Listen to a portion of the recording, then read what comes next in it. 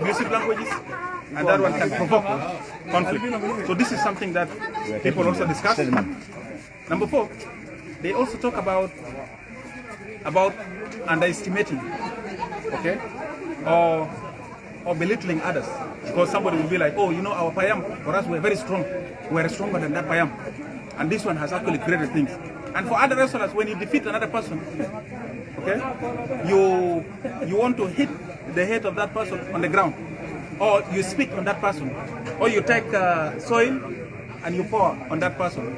That one will create what? Conflict. All these things and many others, they talk about them. And then they came up with bylaws. Today we came with bylaws. That number 1, anybody who will misbehave and violate these rules will be suspended for a period of 6 months. He will not wrestle. And then he will also be fined with a bull. And if the crime or the violation is severe, this person will be dealt with according to the law. These are the things that people discuss to ensure this kind of violations are prevented.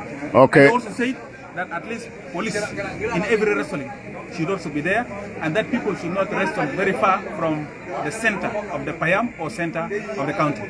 Very good. Director, just to be precise and concise, and only one question, if I may ask, where do you see Terekeka County Wrestling Arena in 5 years to come? In 5 years, Terekeka will be more organized, Terekeka will be more peaceful, more united, and these wrestlers in 5 years will see a change in the narrative of Terekeka County. They are going to be the peacemakers, they are going to be the peace builders, not only in Terekeka, but the whole of South Sudan. And wrestling is going to be commercialized. These wrestlers that you see today, tomorrow, they will become rich, because by then people will commercialize wrestling, and wrestlers will begin to get some money. This is where I see wrestling in Terekeka. Okay, what is the relationship between the government and the wrestling arena now? At the moment, how does it help the government? On the other hand, you know, wrestling is practiced by a few communities. Mondari is one of them. Greater Euro General, the Aliap, the Atuot Church, and the rest. And then Bor, okay, or Jongole, they practice wrestling. Now, in the government, there are other people who have taken up leadership positions, and they have not yet realized the importance of wrestling. But now you see wrestling pulls a lot of funds. So many people, right? They love wrestling. So now the thing is to advocate to the government to ensure that they allocate resources to ensure we build a wrestling stadium in every headquarter of communities that practice wrestling. Like Terekeka should have a stadium. Right. In Juba, there should be a stadium for wrestling. Like the football stadium. Exactly. Because that stadium is going to raise money. When people want to go and watch wrestling, they have to pay money for entrance. And Indeed. that is the money that will be used to get medical insurance for the wrestlers, the money that will be used for paying the wrestlers. Absolutely.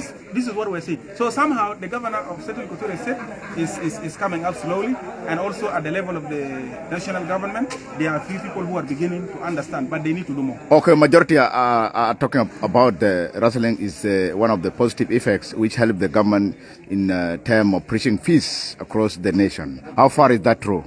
That is true. It's absolutely true. Wrestling, as you can see, through number of wrestling activities that happen in Terekeka, in Europe, and in Juba, and also in Jongole, there were intermarriages that happened. People from Mundari marry from Bargazal. Indeed. Okay? From Bargazal, they marry from Bor, and this is brought about by what? Wrestling.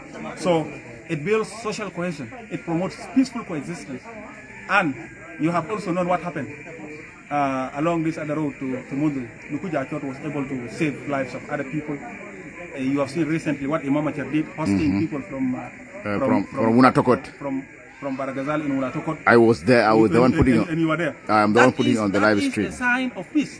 And, exactly. And that one is brought about by what? It was over 30 youth. It is brought about by what? It is because of wrestling. People have built friendship. People have built what? Relationship. And this relationship will be sustained beyond wrestling. In other things, this relationship will be there. And as you see, in Terekeka, I think I've seen increase of ladies from Dinka are now coming here. like they want to get married, and also from Mundari. There are ladies, you never know, they are also going to Ural side and going to Bargazal, and others are going to what? Others are going to Port. This is because of what? This is because of wrestling. So I want really these communities to live peacefully and promote this wrestling because it has a lot of benefit in our country. Thank you, Director. I'm glad to have you. And thank you, Muor-Ager. You are doing a great job. Thank you. I said Muor-Ager is no longer a Dinka, he's a Mundari.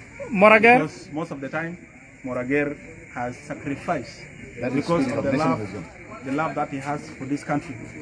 Muor-Ager, God is going to bless you. And everybody in Terekeka, everybody in South Sudan is also seeing the work that you are doing. Thank you. So please continue, keep up this good job.